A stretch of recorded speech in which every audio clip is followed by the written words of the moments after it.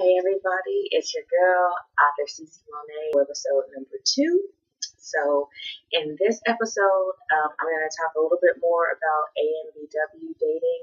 For those of you that don't know, that's Asian men, Black women, because I've gotten a couple questions, people asking me to kind of expound upon kind of cultural differences that you should expect.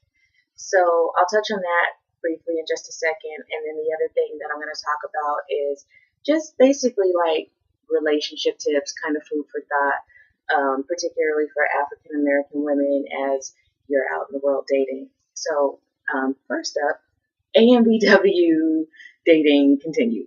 Okay, so a couple things that I guess I want to talk about in terms of cultural differences. I guess the biggest one for me personally is that if you are used to being very independent and coming from a community in which more than 60% of our households are headed by women, particularly single moms, as a Black woman, you might be very used to being, very take charge, very independent.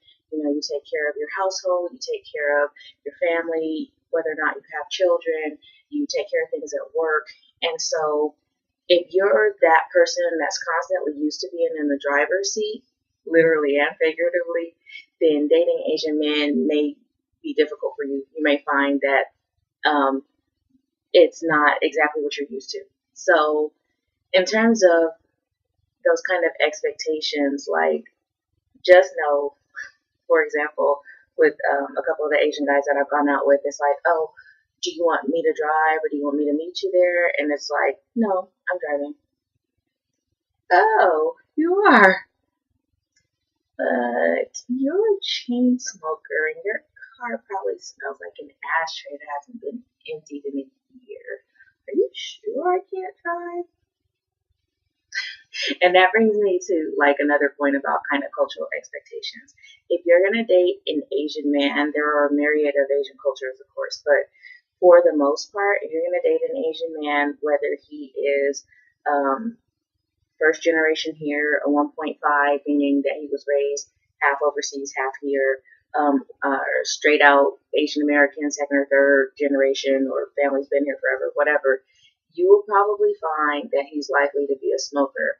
And not just somebody who smokes one or two cigarettes here and there. I mean, probably a heavy smoker, somebody that chain smokes throughout the entire day. So if you're an avid non-smoker like me, that's something else that might be hard to get used to.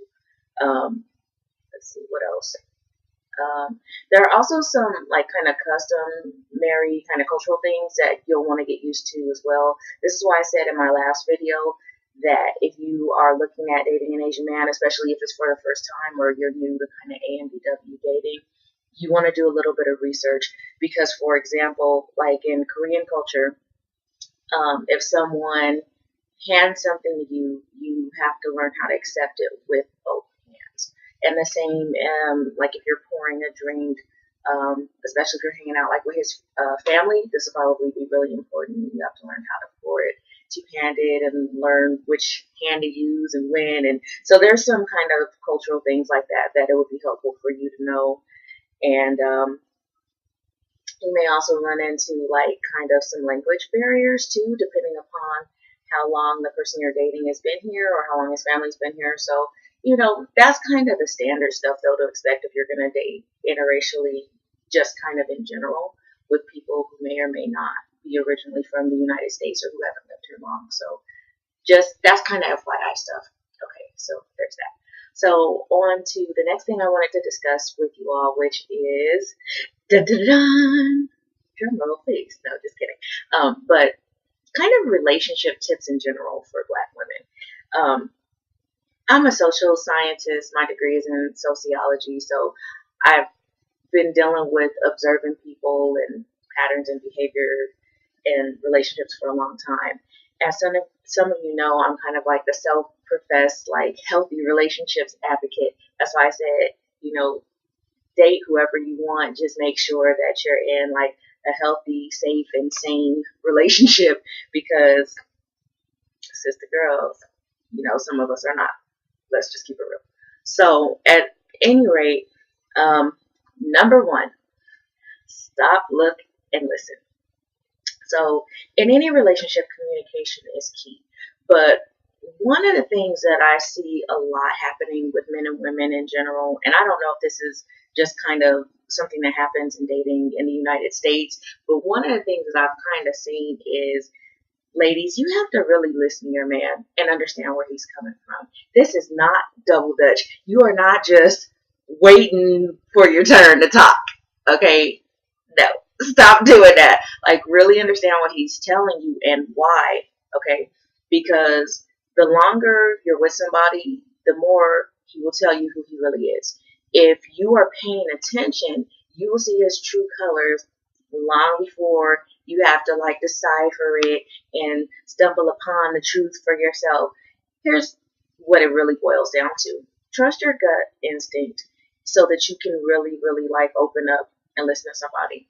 If from the get-go you think somebody is a jerk or he's a dog or he's a liar, he's a cheater or whatever, don't bother. One, you don't have time for that. And you don't have to allow anybody to waste your time, by the way, including yourself. Like, stop getting yourself distracted. Don't do that.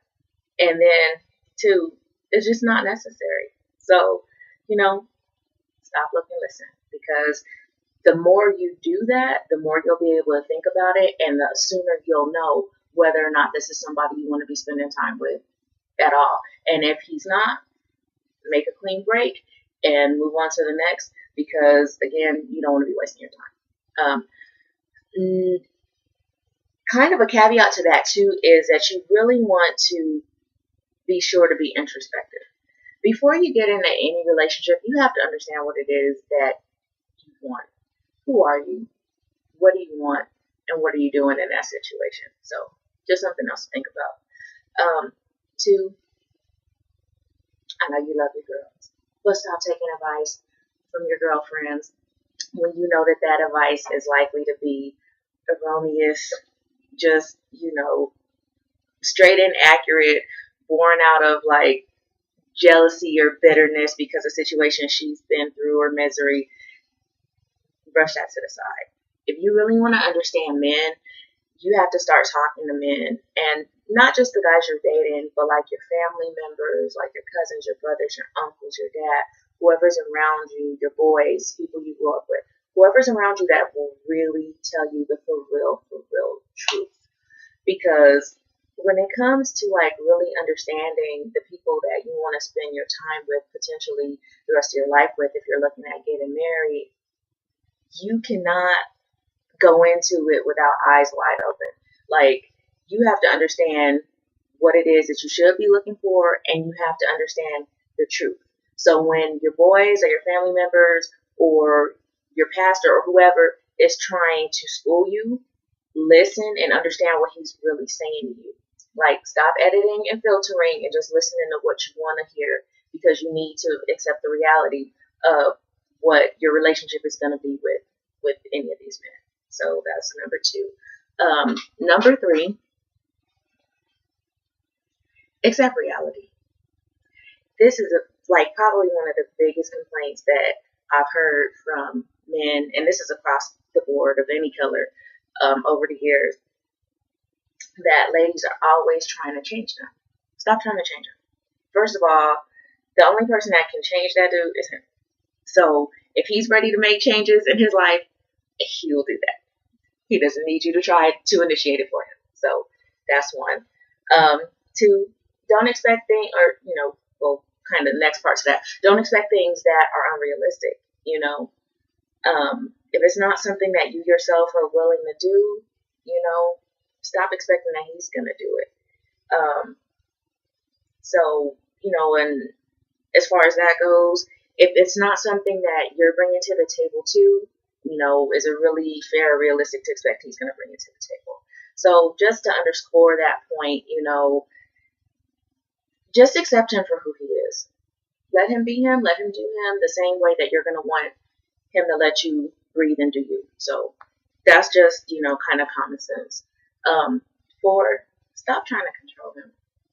You are not his mother.